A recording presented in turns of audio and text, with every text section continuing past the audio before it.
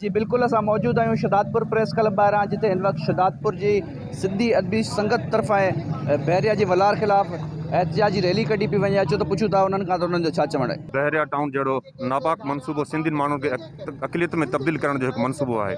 अहिड़ा मनसूबा सिंधियुनि खे ख़तमु करण जो हिकु मनसूबो आहे।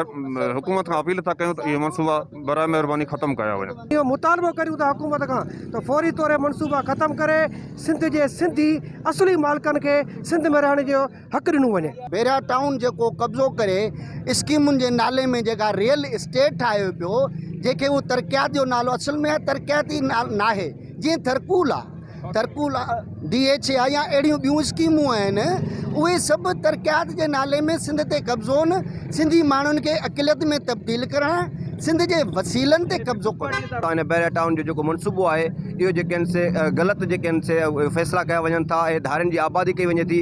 हिते जेको आहे सो का बि असां सिंधियुनि जे लाइ का बि जेका सोच वीचार बहितर न आहे, उनखे असां जेको आहे कॾहिं बि क़बूल न कंदासीं ऐं उन लाइ असां मज़मत कयूं था। उन लाइ असां हिन रोड ते बीठा आहियूं ऐं एहतियात सां रखिया। जी बिल्कुलु, इन्हनि जो चवणु आहे त बहरिया टाउन जेको सिंध जी ज़मीनुनि ते कब्ज़ा करे रहियो आहे, इनखे फुल फोर बंदि कयो वञे। ॿी सूरत में एहतिजाज जो दायरो वधायो वेंदो। कैमरामैन अली नवाज़ सिरेवाल सां गॾु असद डायरी, सिंध TV न्यूज़, शहदादपुर।